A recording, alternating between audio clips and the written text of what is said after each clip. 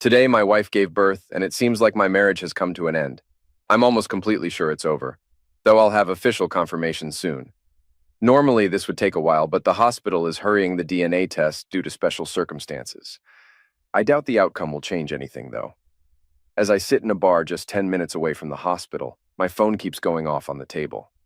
I keep glancing at the screen, even though I know the doctor won't call for a few more hours at least. I'm ignoring calls from my wife, kids, and in-laws. I'm pretty sure they all want to know what's happening, and honestly, so do I. The baby is adorable, with blonde curls like her mother. She weighed 7 pounds, 12 ounces, and measured 19 inches long at birth, a perfect full-term baby. But according to my wife, she was premature by about 6 weeks. I don't have a medical degree, but I'm not stupid either. A baby born that early wouldn't look as perfect in its development and coloring. My wife lied big time, and now that I'm seeing things clearly, I know my biggest fear has come true. The child she's claiming is mine is actually my late best friend's. The waitress brings my 5th shot of Jack Daniels. At this rate, I'll spend $150 on a bottle that usually costs $25. But honestly, I don't care. I sink back into my numbness. The Three Amigos feels like a lifetime ago, especially for Gary. He, Tracy, and I were like a trio from the time our families moved onto the same block, all within a 2-year span when we were around 5 years old. Gary's family and mine moved in during the summer, and Tracy's family joined us the following spring. Gary and I were already close, but Tracy blended in perfectly, being quite the tomboy back then. She could outrun me and outmuscle Gary, and there wasn't a sport or game we played without her. While other girls played with dolls, Tracy was out playing kickball or stickball with us guys, and she held her own. As we hit our teenage years, things changed a bit. Tracy especially transformed physically. She went from a skinny blonde with long pigtails to a young lady with developing curves, silky hair, and a new shape. Both Gary and I noticed, but we kept quiet about it, afraid Tracy might knock us down if we said anything. A year later, Gary occasionally wasn't around for some reason, and I didn't really mind those times. Tracy and I felt closer during those moments, both physically and emotionally. One summer Sunday afternoon, when Gary was out with his family, Tracy and I sat together on my porch swing. I can't recall what we were talking about, but suddenly she leaned over and gave me my first kiss. "Wow," I whispered, unable to say anything else. Tracy blushed as we locked eyes. I reached for her hand and we sat together, rocking. The next day, Gary was back, and if I hadn't been part of the kiss the day before, I wouldn't have believed it happened. Tracy acted like nothing was different. At one point, I tried to hold her hand, but she calmly pulled away. I was confused. As our freshman year's Christmas dance approached, I thought it was the right time to ask Tracy officially. One day, as we walked home from school, I mustered the courage to ask. Trace, if you're not busy next month, would you like to go to the Christmas dance with me?" Tracy, who was walking between Gary and me, suddenly stopped, making us halt too. I noticed Gary smirking as we paused. I, uh, I'm already going with Gary. He asked me yesterday, Bobby. Tracy seemed uneasy. Gary grinned, and I felt like I'd been punched in the gut. "Sorry, Bobby, you were too slow," Gary chuckled. I felt foolish in 2 ways. First, I had no clue Gary liked Tracy, and second, there's an unspoken rule among guys. You don't mess with your buddy's girl, even if I was just figuring things out. "Hey, Gar, I didn't mean anything by asking. I didn't know, man." "I understand, Bobby. No hard feelings," he said cheerfully. Tracy squirmed uncomfortably for the rest of the walk home. She and Gary chatted while I stayed quiet. I didn't invite anyone else to the dance, and I didn't go solo. I felt let down by both my closest friends. That night, my dad noticed I was down and guessed why. He found me in my room listening to music. "Girls, huh?" he said, settling into the chair at my desk. "Can't live with 'em, can't kill 'em." I shook off my thoughts, surprised by his words. He grinned at me. "Thanks, Dad, I appreciate it," I replied. With nothing more said, the 3 amigos became the 2 amigos and their friend after the dance. Tracy and Gary became an official couple, sticking together through high school. I eventually started dating other girls. The 2 amigos parted ways when college started. Tracy headed to Michigan State, while Gary chose UCLA. I ended up at Michigan State too, but I kept my distance from Tracy during our first year out of respect for Gary. Tracy was confused by this, but I didn't want anyone thinking I was trying to come between her and Gary. One day, Tracy's mom, who I saw as a second mom, asked if I was upset with her daughter. Rhonda and Mark Ford were like family to me, and I respected them a lot. She misses the old days, Bobby, Mrs. F told me. Can't go back, Mrs. F. We're not kids anymore. And if she's not with me, Gary's the best guy for her, I replied. Things stayed the same sophomore year, but near the end of junior year, Tracy invited me to her sorority formal. I was surprised and cautious. Tracy, aren't you still with Gary? I asked. I don't want to cause any issues. Gary and I split after summer, she said. He's staying in California for law school and didn't want to hold me back. Law school? Gary? That's unexpected, I said. Our first date was uncertain. She asked for a second, and by the fourth, we were intimate. I noticed she wasn't innocent, but I wasn't either, so I let it be. We dated for 2 years before tying the knot. Despite my reservations, Gary stood by as my best man. It was awkward having the guy who used to date and be intimate with your spouse as your main supporter during the wedding ceremony. After the wedding, Gary returned to California, and I didn't think much about him for over 2 decades. Our daughter, Kaylee, arrived 2 years after our marriage, followed by our son, Jeffrey, 2 years later. We learned from my mom that Gary would be visiting home soon. Our parents still lived nearby, and Mrs. Prescott mentioned to my mom that Gary was coming back to bid farewell. He had cancer and wanted to see his folks while he still had the strength. My mom proposed organizing a gathering for him to see old friends and family, which Gary's mom agreed to. Despite being in the early stages of treatment, Gary looked relatively well, though his deep sadness was apparent. He was alone, divorced twice, and childless. The three of us, Gary, Tracy, and I, spent hours discussing life, particularly his, and how it would conclude. Towards the end of the evening, Tracy proposed an idea that would later strain our marriage. How about we come out and care for you until it's time for hospice? Tracy asked Gary. Both Gary and I were taken aback by Tracy's proposal. It wasn't something we had discussed before, and initially I wasn't sure how we could make it happen. He's our oldest friend, Bobby. Who else could do this? Tracy argued. But the doctors say I might have several months before I need hospice, Gary pointed out. You guys can't just drop everything to take care of me. You're already supporting 2 kids in college. I work for an insurance company that values family leave, Tracy explained. Bobby can use his vacation time and we can make it work. That might only give us a couple of months, hun, I replied. It's not enough. Well, we could take turns and stretch it out to 4 months. I can manage on my own the rest of the time, Tracy suggested. I didn't like the sound of this plan. While I knew Gary was our oldest friend, Tracy had just volunteered to spend several months away from me and our home to care for him. Since she made the offer in front of Gary, backing out would make me look like the bad guy. Still, Tracy, that's a big commitment, I began, but she cut me off with a glare. That's settled. That's what we're going to do, she declared. I swallowed hard and stayed silent. That night, as soon as I walked through the door, I couldn't hold back my frustration. What's going on, Tracy? You're just going to leave me for months to take care of an old flame? You're so selfish, she yelled. Is this about him sleeping with me before you? I slept in Jeffrey's old room that night. It took us 3 days to reach an agreement on helping Gary, which basically meant Tracy got her way, and we did exactly as she promised Gary. He was grateful, and I lost count of how many times he thanked Tracy and me. After the first month, I couldn't help but feel guilty for my initial reaction. After the first month, I was pretty worn out from juggling work, taking care of my home, and assisting Tracy with Gary, who had his good and bad days. By the second month, I started feeling something was off between Tracy and me. I figured she must have been tired too, with everything she was doing for Gary, sometimes more than I thought was necessary. So I didn't dwell on it too much. But I couldn't help noticing the subtle exchanges between Tracy and Gary, like they had their own secret language. Things went downhill even more over the next couple of months. There were times I felt like I was intruding on their time together. I also noticed Tracy was a bit distant during our intimate moments. After a week apart, I was eager to reconnect, but she seemed disinterested.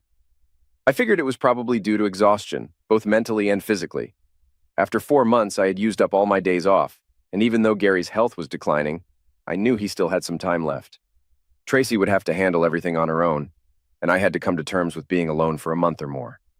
When I ran out of time off, our daughter Kaylee stepped in to help, which I thought was wonderful since Gary was her godfather. She spent 2 weeks at different times assisting her mom.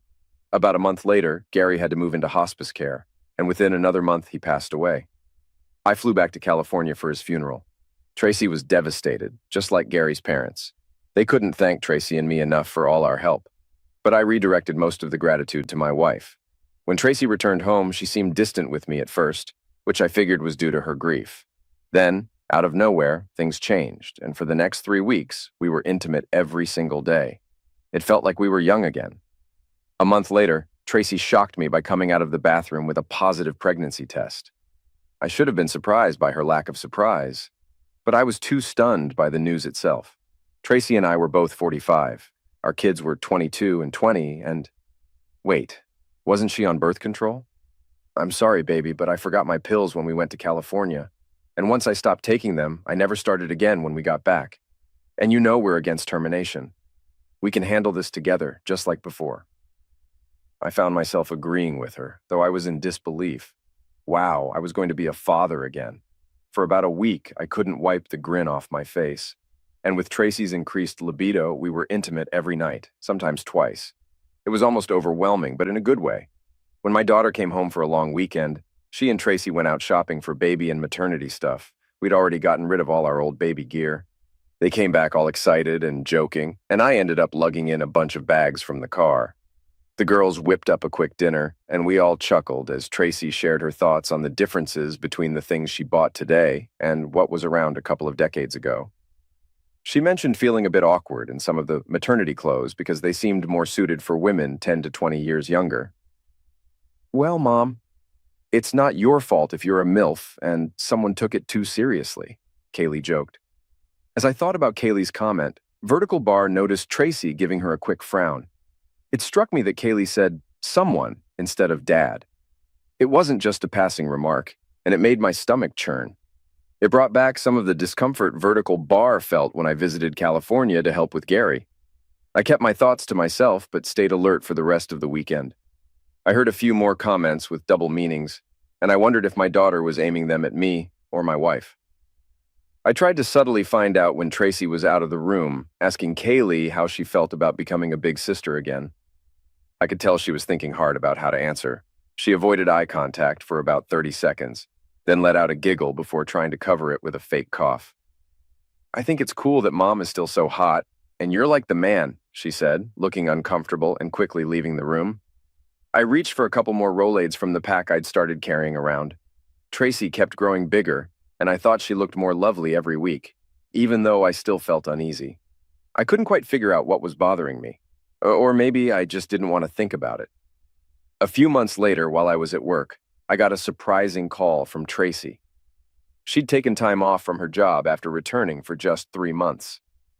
"Hey, Dad, mind giving me a ride to the hospital today?" she asked in a flirtatious tone. Since I thought Tracy was only around 6 or 6.5 months pregnant, and she sounded incredibly seductive, I wasn't sure what she was asking. "Why the hospital, honey? Is something wrong?" I asked, feeling more than a little worried. "Well, babe, my water broke, and I just don't feel like walking to the hospital," she purred. "Oh, crap," was all I could think to say. I grabbed my keys, quickly told my boss the news, and rushed out to my car. Although I lived 15 minutes away from work, that day I made the drive in just 12 minutes. I couldn't shake the feeling that Tracy was too calm for someone who was only 6 or 6.5 months pregnant. Premature birth isn't good for the baby's health. When I got home, Tracy seemed surprisingly relaxed, but I was more nervous than I'd ever been with our first 2 children. 10 hours later, I became the father of another beautiful, seemingly perfect daughter, or so I thought. I felt sick to my stomach, and then some. After the nurse took the baby to clean her up, she started to hand her to me, but instinctively I pulled back, much to the nurse's surprise. "This baby was full term, right, Doc?" I whispered, barely audible. He glanced at me, then over at Tracy, who was still being cleaned by another nurse. They shared a look, and then I noticed Tracy subtly shake her head. "I'm sorry, Mr. Marsley, but I can't discuss the baby's health with you. You're not authorized on the privacy list. It's a HIPAA regulation," he replied. I'm not proud of what I did next, but I lost control. "To hell with HIPAA!" I yelled, causing him and every nurse in the delivery room to startle. "If that's my kid, I have every right to know about their health. And if she's not mine and you know it, you can't legally list me on the birth certificate without my consent. And let me tell you, you definitely don't have it. Now get me a damn DNA test." The room fell silent as I stormed out, shedding my delivery room gear as I left. I caught a glimpse of both our parents in the room as I exited the hospital. I hung around at the bar, downing shots number 6 and 7 and munching on a burger. By then, everyone who mattered in my life had called, except for the doctor with the DNA results. I figured Tracy didn't want to drag things out because at that point it seemed pretty clear. Damn it. I guess 7 shots of Jack and a boatload of stress take precedence over finding out your wife gave birth to someone else's kid, because I slept like a rock that night. My voicemail and inbox were jam-packed. Assuming everything went smoothly after I left, I was supposed to bring Tracy and the baby home today. I took a quick shower and headed back to the hospital, feeling like I was being pummeled from the inside out. Tracy was nursing the baby when I arrived at her room. I walked in, slumped into the chair by her bed, and didn't say a word. The baby was dozing, so Tracy unhooked her and settled her into the bassinet next to her bed. "I don't even know where to start, Bobby," Tracy whispered, tears welling up in her eyes. "It wasn't planned. I went there to support him, to be a friend, honestly. But then he had some rough days, and one time he was crying, and things happened. We ended up in bed like old times. Once it started, it was hard to stop, especially when you'd visit. We'd go back to being together, and it felt weird and guilty, but I didn't know how to stop. Maybe I didn't want to. We were together for 4 months, the last 2 nonstop since you weren't around. But truthfully, we were intimate when I wasn't on birth control too, so it could have been you who got me pregnant. But it wasn't." She kept her gaze on the baby as she confessed. I absorbed it all until... "Wait, you were with Gary when Kaylee was here?" I asked, feeling dazed. Tracy blushed deeply, and I struggled to contain my anger. "She knew and didn't tell me," I exclaimed, frustration overwhelming me. "Please tell me you at least talked to her or promised her something. This can't be real. Did Jeffrey know? Or our parents? Is everyone aware that I've been betrayed?" I vented, my voice raw. Tracy's eyes widened, tears trickling down her cheeks. "I trusted Kaylee to understand. We didn't hide it from her. Yes, I asked her to keep it secret. That's on me," Tracy admitted. "No, Jeffrey doesn't know and he won't. Only you, me, and Kaylee know. I want to keep it that way so we can do right by Bobby Geraldine. She might not be biologically yours, but she's yours now. We have to be there for her, just like we are for Kaylee and Jeffrey. We're her parents, plain and simple. We're doing this for her and to honor our best friend." "Best friend? He couldn't have been my best friend if he slept with you. You just don't do that to someone you call a friend." "He was dying, Bobby. We had been intimate before," Tracy explained. "But not while you were married to me, right? Or is there more you're not telling me?" I pressed. Her eyes flashed with anger. "No, absolutely not." "Bobby Geraldine? Really? Is that supposed to make things better? What's her last name?" "Bobby Geraldine Martin. Remember, that's my last name too. But Gary's listed as her father on the birth certificate. Only you and I need to know about that, if you still don't want to be listed," she clarified. "Oh, right," I muttered. "Why, Bobby? He was our friend. He's gone.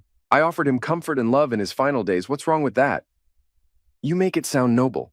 But you were married. You crossed a line. You didn't consider our vows, our trust, or how it would affect me," I countered. "Yes, it's your body, and I don't control you. But we promised faithfulness before our families and God.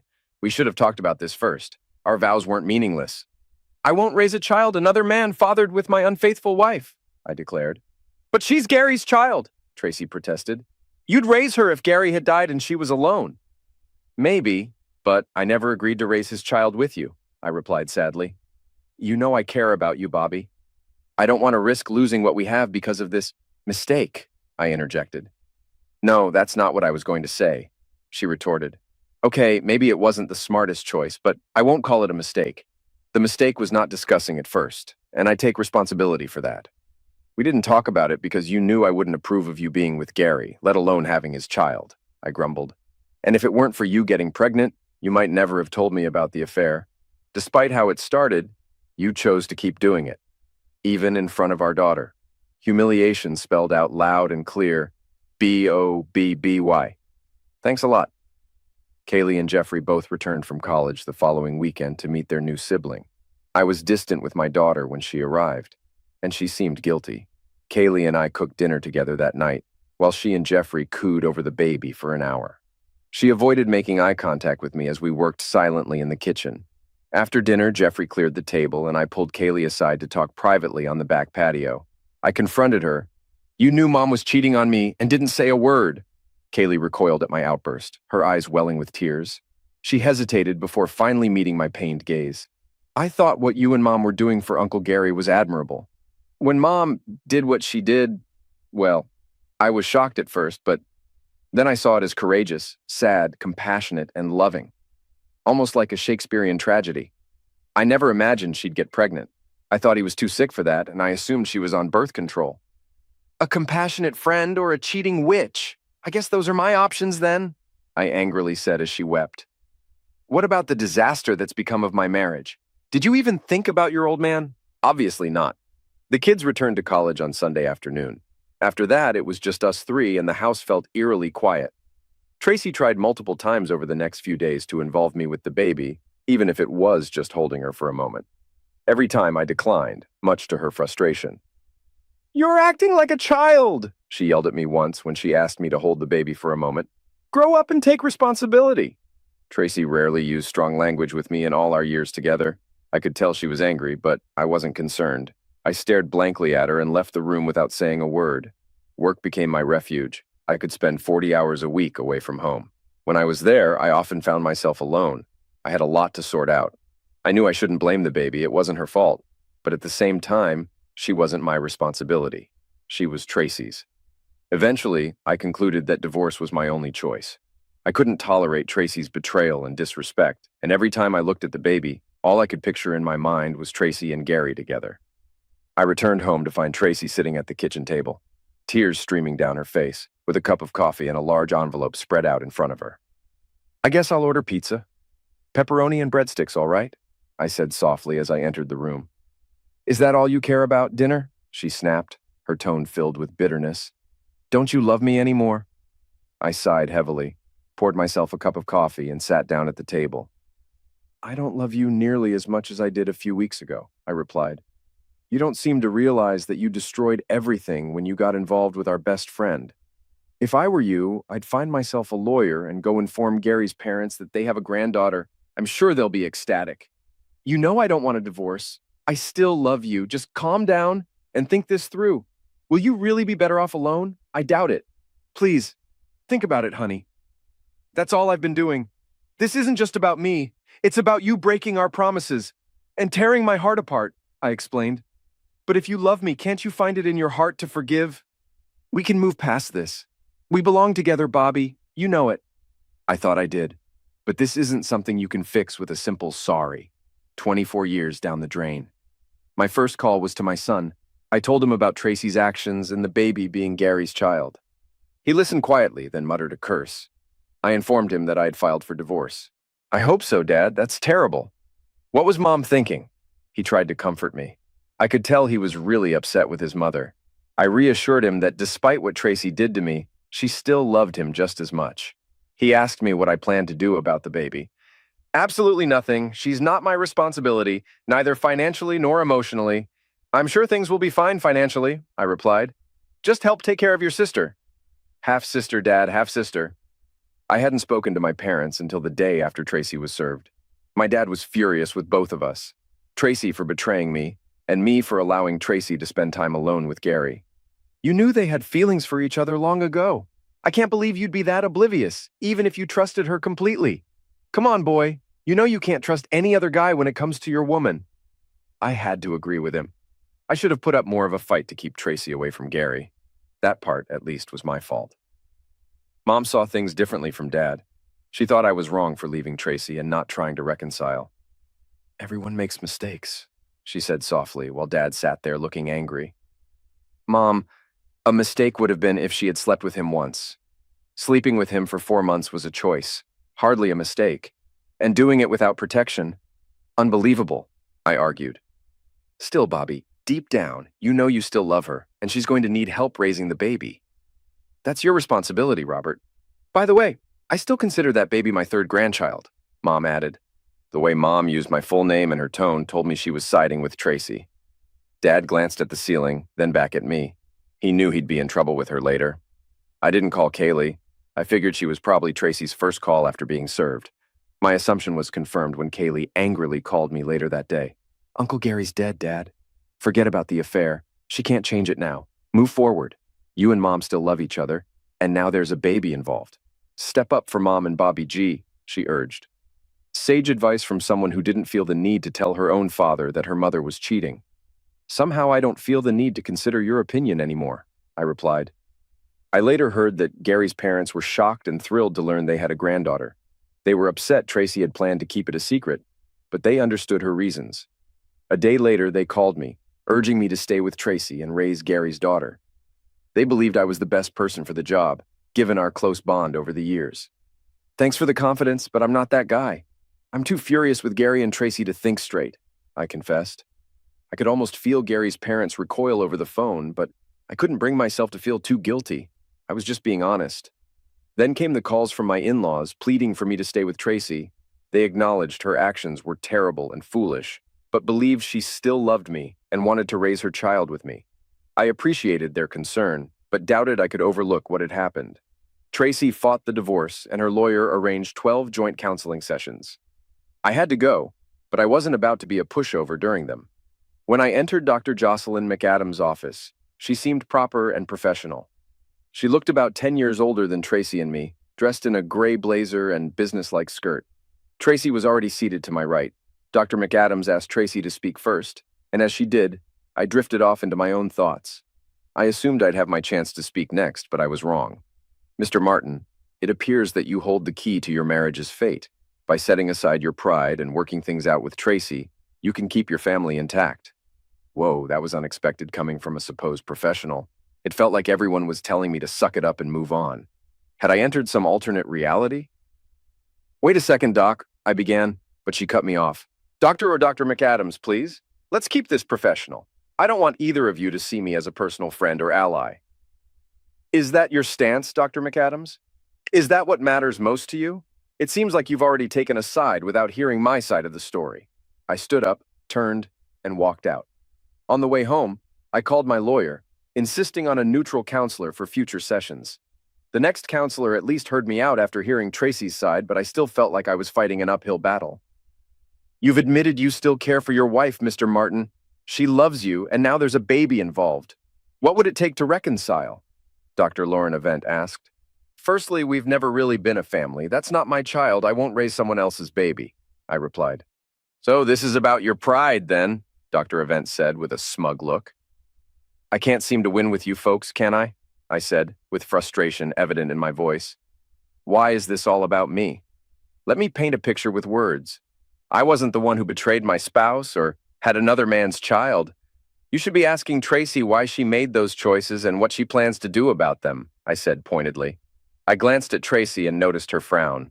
The counselor tried to keep a neutral expression, but I didn't see that coming. Like the old Monty Python joke about the unexpected Spanish Inquisition. Mr. Martin, if you divorce your wife and later marry a woman with children, wouldn't you essentially be raising another man's child? Dr. Avent queried. Well, you got me there, Doc, but in Tracy's case, the child was conceived while we were married, which I think is a big difference, don't you? I responded. She nodded slightly, but she wasn't done. But since the man in question died before the child was born, aren't we just splitting hairs? Aren't you being petty about it now? Dr. Avent countered. Petty? Petty is when you know you messed up but choose to hide it. She didn't confess until I confronted her, I retorted. She seemed about to continue, but I had enough. Doc, this is absurd. Yes, I still love her. You can't just switch that off. But how can she claim to love me when she cheated, got pregnant, and tried to pass off the baby as mine? If she truly loved me, she wouldn't have done that. It wasn't a one-time thing. They had multiple encounters. Now she's telling everyone it was out of compassion. He was a close friend and he was dying. If it was so compassionate, why didn't she discuss it with me, her husband? Because she knew I would say no, and she knew it. I understand it's her body, but once we made vows, she gave up the right to give her body to another man without talking to me, just as I should do if I wanted to be with another woman. Once we committed to each other, we weren't operating in isolation. Simple as that, Doc, I concluded. The counselor sat there, appearing like a comatose patient with her eyes open, tapping her pen on her pad. Is there enough love left for you to try being a husband and father? Dr. Avent asked. You still love your wife, and the baby's biological father is gone. Let's not make her a victim. Step up? That's a good one, Doc. Attacking my manhood, huh? My wife and our best friend tore my heart out. If he were alive, I'd punch him. My love for her is fading fast. As for the baby, it's unfortunate, but not my responsibility. Translation: there's no saving this marriage. At the next counseling session, I stayed silent except for greetings and farewells. Tracy begged and cried. I can see you won't reconsider, Mr. Martin. I'll inform the judge, Dr. Event concluded. Thanks, Doc. The divorce was finalized 6 months later, just before Christmas. In our no-fault divorce state, we split everything evenly. Tracy paid me for my share of the house, which was fair as she had a child to raise. Gary's inheritance helped with the house, and I provided alimony since I earned more. Though my son supported me, I knew he wanted to spend Christmas with the family, including his mother, sister, and baby half-sister. I agreed, planning to celebrate New Year's together. 2 days before Christmas, I visited my old house to drop off gifts for everyone, including my ex-wife and her baby. It wasn't much, but I didn't want to seem petty in front of my kids. Tracy was surprised to see me, holding Bobby Geraldine when she answered the door. She hesitantly let me in, surprised by the gifts. Walking into the living room, I noticed the familiar Christmas decorations, but I hadn't set them up this time. Tracy saw the emotion on my face as I looked around and fought back tears. Want some eggnog, Bobby? Then I'll put the presents under the tree. Could you hold the baby for a bit? I wanted to refuse, but I couldn't bring myself to do it. Reluctantly, I took the baby, her baby, with Gary. I fought back the feeling rising in my stomach as she went to get the eggnog. I held the child at arm's length for about 30 seconds, then cradled her in my arm, like I used to do with my own kids long ago, and sat down. Tracy returned with 2 glasses of eggnog and sat in the other chair, smiling as she saw the baby in my arm. You were always great with the kids, Bobby. Not every man has your touch with babies, she said softly. I smiled awkwardly. The baby was beautiful, mostly like her mother. But I couldn't shake the discomfort given the circumstances. Can you forgive if you can't forget? I doubted it, though many in my family disagreed. After some small talk, Tracy took the presents and began arranging them under the tree. She paused at the first one with Bobby Geraldine's name. You didn't have to include her, Bobby, Tracy said, a tear slipping down her face. Christmas is for everyone, babe. I couldn't leave her out. I glanced at the baby in my arms. In different circumstances, she could have been mine. I felt a lump in my throat. I couldn't blame the child, even though I despised what her mother did. It wasn't by chance that Tracy handed me the baby to hold. Tracy got emotional when she spotted the first present with her name on it. Oh, Bobby. Really? You shouldn't have. I wasn't expecting anything. I didn't get you anything. I'm sorry. Don't worry about it, Tracy. I just want you guys to have a great Christmas. You know, you could come over in person. You'd be more than welcome. We'll have plenty of food. I know the kids would love it too, she said. Not this time, Trace. Maybe another year. It's too soon, too raw for me. Tracy lowered her gaze. I wasn't trying to be mean. I was being honest. My wounds were still fresh. On Christmas Eve, I found myself at Barnes & Noble in the late afternoon. I was engrossed in a new Clive Cussler book I'd bought for myself, sipping on a peppermint mocha latte from the Starbucks inside. There were a couple of other folks reading in Starbucks too, like me. We were practically kicked out when they closed. I went home to a quiet house, but I was prepared. I'd picked up some chicken salad and made some toast. Ruffles chips and Don Julio tequila rounded out my meal. I sure know how to treat myself. I woke up a bit hungover on Christmas morning. After 4 aspirin, a couple of Pop-Tarts, and 3 cups of coffee, I was ready. The only hitch? I didn't have any big plans. I ended up at my parents' place, where we enjoyed Mom's baked ham dinner and exchanged a few gifts. My kids had left presents for me there once they knew I'd be around for the holiday. We sipped on hot chocolate with peppermint schnapps after dinner. Memories of past Christmases flooded my mind. I admitted to myself that I still had some feelings for Tracy, and I wondered if I'd made the right decision. It seemed like everyone was reflecting on their past, including me. We hope you're okay with it, Bobby, but Dad and I see Bobby Geraldine as our grandkid, and we got her Christmas presents. Mom broke the silence. Gary's gone, Bobby. The baby won't know him. She'll accept any good man as her dad. We don't agree with what Tracy did, but we kinda get it, and we still love her. You could step up, Bobby. You should. Everybody wants that. And I think you do too. You just don't know how to admit it. You worry people will think less of you for taking her back and raising the baby. Mom teared up when she finished. Dad shot daggers at me. Was I the only one missing something? Maybe, but I couldn't live with myself if I did that. She cheated for months, tried to trick me, and had another guy's baby. Her excuse about Gary being compassionate fell flat to me. A year later, not much had changed. Work, home alone, no dating, fewer friends. I never had many friends anyway. Tracy had lots, and as a couple, we did too, but they mostly vanished after the divorce.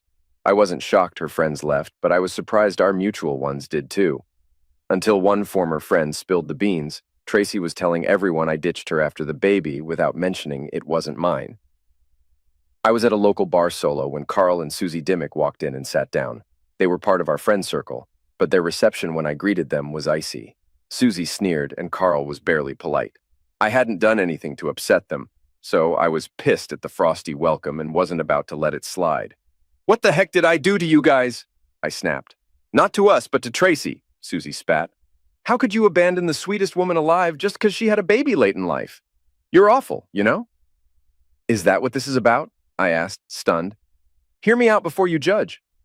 They gestured for me to take a seat, but I was too agitated, so I remained standing in front of their table. I leaned in close to avoid shouting. "Let me guess, nobody told you that the child you're talking about isn't mine, right? She got pregnant by her ex who passed away from cancer shortly after. She tried to trick me into thinking it was mine. 24 years of marriage, and this is the loyalty I get. No, I didn't leave her. She left me. Screw her, screw both of you, and screw whatever else you believe." I left my stunned ex-friends at the table.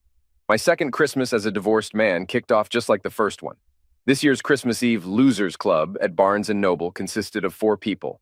Me, another guy, and 2 women. I glanced over at them. One had curly red hair, freckles, and a friendly face, while the other, she was stunning. Asian with long black hair, curves peeking through her sweatshirt and tight jeans. Her skin was flawless, and I figured she was around 50 or so. After observing her for a moment, I thought, why not? All she could do was say no. I grabbed my book and latte and approached her. She looked up as I got closer. "I didn't see you here last Christmas Eve? You're new to the Christmas Eve Losers Club? I'm Bobby, the club president. What brings such a beautiful woman out on this special day?" She giggled at my lame joke, which was the most pleasant sound I'd heard in a while. Encouraged, I continued. "I know it's a long shot, but I actually have another Hungry Man dinner in my freezer that I could heat up tonight if you don't already have plans. I know we've just met, but..." I tried my best to give her an innocent look, hoping I still remembered how to do it. "Well, I don't usually do anything wild like this, but since you're the club president, and you're talking about Hungry Man, yeah, I'm in. By the way, I'm Angel Wong. Bobby Martin, club president, here to serve." I shared my address with her and told her to come over at 6. Then I headed home to get the dinners cooking. Both meals were heating up when she arrived exactly at 6. I couldn't help but think we were both a bit crazy. We sat down at the kitchen table to eat our dinners and shared a bottle of Burgundy. I opened up about why I was at Barnes & Noble on Christmas Eve, and she shared her story in return. Angel, who was 5 years older than me at 52, had been divorced for 10 years after leaving an offensive husband. They were married for 16 years, but his offense began after a decade and escalated until he put her in the hospital with a broken jaw. Angel was petite, standing at 5'1" and weighing around 100 pounds, while her ex was slightly taller and heavier at 5'2" and 120 pounds. Angel found it hard to leave him, believing she was to blame. It wasn't until a counselor helped her realize she wasn't at fault that she decided to divorce him after waking up in the hospital from another fight. Her husband was convicted of battery and served 2 years in jail before disappearing from her life entirely. Fortunately, they didn't have any children. Angel confessed that she hadn't dated much since her divorce and had no family in the area. Christmas was always a tough time for her, she admitted, holding back tears. "It might have been a bit crazy for me to agree to come here tonight, but I just didn't want to be alone. And who could say no to a Hungry Man dinner?" she admitted. I was wallowing in self-pity at Barnes & Noble, but talking with Angel made me realize I still had it better than many. We settled on my couch, sipping wine and watching a few Christmas movies. We started with the Mr. Magoo version of A Christmas Carol, and I knew Angel was something special when she fully agreed with my take that Mr. Magoo was the ultimate Scrooge. After that, we watched Grinch, and by the halfway point of It's a Wonderful Life, I noticed Angel had drifted off. She looked so peaceful that I grabbed a big quilt, covered her with half, and snuggled under the other. At some point, I must have dozed off too. When I woke up, we weren't sitting up side by side anymore. Somehow we were lying down, with Angel's head resting on my chest and half her body draped over mine. I had one arm wrapped around her tightly, while my other hand found its way into a back pocket. The TV was playing softly in the background. As strange as it felt so right to hold Angel as she slept for another 20 minutes. When she stirred and opened her eyes, confusion flashed across her face. I lifted my head as much as I could and gently kissed her nose. She crinkled it up cutely and then flashed me the brightest smile I'd seen in years. "Morning," she asked hesitantly. "Merry Christmas," I replied, squeezing her tighter. We lay there, both smiling, for another 5 minutes before she spoke up again. "I've never done anything like this before, I swear," she protested, her cheeks turning red. "But is it just me, or do you feel it too?" I grinned from ear to ear. "Hell yes, I'm feeling it!" She inched closer until our lips met, and we shared a passionate kiss. It wasn't long before clothes started coming off. She was even more amazing than I had imagined. I thought to myself that this situation was pretty wild. Even though I'd just met this woman, everything felt so right between us. Then, when I glanced up, I saw her looking at me, and it seemed like she was thinking the same thing. "You know, this might sound crazy," I began, "but do you happen to have any plans for today? Because I've got all the fixings for a top-notch Christmas dinner, and if I'm going to go through all this trouble, well, it wouldn't hurt to have a beautiful woman sitting across the table from me." Her smile widened, warming my heart. "I need a shower, and I didn't bring any spare clothes," she said. I smiled back. "My shower's big enough for two, and I'm sure I have a shirt or something that would fit you." Her eyes sparkled. "If you can handle seeing me without makeup, I'm in," she replied. We headed to the kitchen, and I poured us each a glass of Riesling as I started preparing the meal. "So you don't have any plans today? No family gathering or anything?" she asked. "Well, I was invited to a big family Christmas dinner this year, but I told them I had other plans," I explained. "My ex is hosting everyone at our old house. The kids, my parents, her parents, and Gary's parents. It's a whole setup. She'll make sure I hold her cute kid. All the parents will be telling me to step up, and she'll be there telling me she loves me and needs me, that we can make it work again." I said I had other plans, but everyone knows I'm lying. I told her I'd try to stop by for a bit if I could. They don't understand where I'm coming from. I didn't cheat. I shouldn't have to apologize because Tracy cheated and messed up. We had something special until we didn't. "But speaking of something special, how about we focus on us?" We both smiled. I walked over to Angel, and we shared a deep kiss. Just then, I heard a key in the door lock, and the door swung open. It was my son calling out as he entered. Angel and I froze in the middle of our kiss. "Dad?" he called out before spotting us. Oh, wow." He glanced at us kissing, then shifted his gaze to Angel's fully exposed legs. I'm pretty sure all three of us turned red. Angel hurriedly lowered her legs and stood behind me, trying to appear modest in that sweater. Jeffrey quickly turned away, seemingly to respect Angel's modesty, though I think he was just as embarrassed as she was. "Mom knows I have a key to your place, and she asked me to come here and drag you back to the house for Christmas dinner because she was sure you were sitting here by yourself being pathetic." "Well, I guess you were telling the truth about your previous engagement, and that's hardly pathetic. I'm sorry if I interrupted something." "You're not interrupting anything other than my Christmas meal prep," Vertical Bar said a bit too hastily as Angel and I exchanged embarrassed looks. "Jeffrey, can you turn around so I can properly introduce you to Angel?"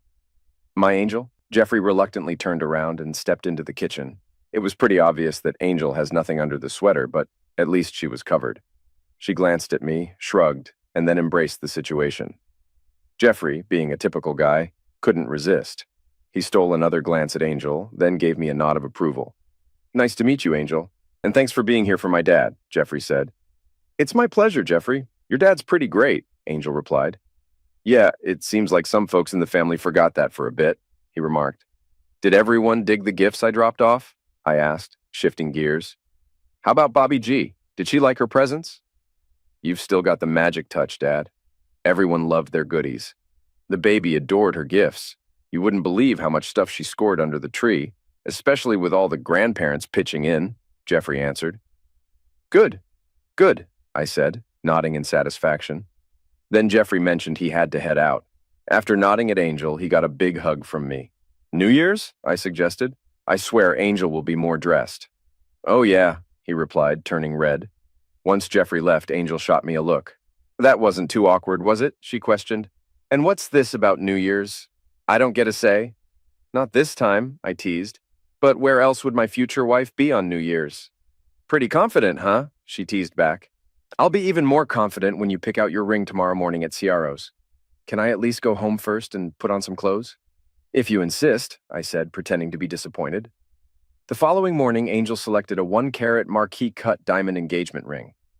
Afterward, we grabbed lunch, and I shared the news of our engagement with my son and then my parents. While my son was genuinely happy for me, my parents didn't seem as thrilled. I think they still held on to the hope that I'd reconcile with Tracy and raise her child as my own. Isn't this all a bit sudden, dear? My mom questioned. Are you sure you're not doing this just to get back at Tracy? You know she still cares for you, right? Mom, I'm not out for revenge. And as for Tracy's feelings, her actions speak louder than words, don't they? Tracy's priority is Tracy. I didn't bother informing my daughter. Though we had patched things up to some extent, she still sided with her mother, seeing Tracy's actions as heroic and rooted in love. I figured she'd eventually find out and try to convince me to take her mother back over Angel. After spending more than 25 years with Tracy, my budding relationship with Angel seemed inexplicable. I couldn't rationalize our mutual attraction or how seamlessly she fit into my life. Our conversations flowed effortlessly, and it felt like we'd been together forever. While I wasn't one to believe in love at first sight, everything about us felt right. Angel wasn't a spring chicken either, and she appeared just as bewildered by our instant and profound connection as I was. Initially, we analyzed things extensively, but then we realized we were overthinking it and decided to let things unfold naturally. And natural felt right. Within a month, she moved in with me, and for the next 6 months, we were rarely apart. Despite Angel not being Tracy, my parents seemed to approve of her. However, my daughter Kaylee made her dislike for Angel evident, presumably because she still hoped I'd reconcile with her mother. We planned a small wedding for ourselves 6 months later. I invited both children and my parents, while Angel invited a cousin, a friend, and their families. We booked a private room at one of my favorite restaurants for a cozy celebration. It was a wonderful day, except when Kaylee confronted me, questioning why Tracy, Bobby G, and my former in-laws weren't invited. I didn't invite your mother because she's my ex-wife, and it wouldn't be fair to Angel. Plus, we're not on friendly terms. Ex-in-laws don't usually get wedding invites. Angel and Tracy finally met 2 years later at Kaylee's wedding. Tracy organized a beautiful event, and I happily covered the expenses. Angel, being elegant and intelligent, tactfully stayed out of the mother of the bride's way during the planning. At the wedding, besides financing it, I proudly walked Kaylee down the aisle. Memories flooded in as I glanced at Tracy, recalling moments with her and Kaylee, like coloring and baking cookies. It reminded me that our 24 years together weren't all bad. Angel sensed my emotions and comforted me during the church service. Her gentle kiss assured me that I could handle the day. During the rehearsal dinner and wedding, Angel interacted with Tracy only when necessary, not out of fear, but out of respect. Tracy, on the other hand, seemed annoyed whenever she saw Angel. Later, I learned she and the grandparents believed Angel was taking Tracy's place and that our marriage wouldn't last. Fast forward. Our supposed short-term marriage just hit 25 years. Angel and I celebrated with a nice dinner and a quiet night together. It wasn't as wild as it might have been years ago, but we enjoyed cuddling afterward, falling asleep in each other's arms. Looking back, I can't complain about life's journey. I had a good first marriage for 24 years, followed by a great second one that's lasted 25 years. I have 2 married kids who've blessed me with 3 adorable grandkids. Tracy never tied the knot again. According to my kids, not many guys were interested in a middle-aged woman with a young kid despite her good looks. They speculated she had some flings or she'd be in jail by now. My kids keep in touch with Tracy and their half-sibling. The child got heaps of love from all 3 sets of grandparents until they passed away from old age. My son, the only one who stayed in contact regularly after my divorce, said Tracy didn't date for the first 5 years, probably thinking my marriage wouldn't last. I'm sure Angel disappointed her.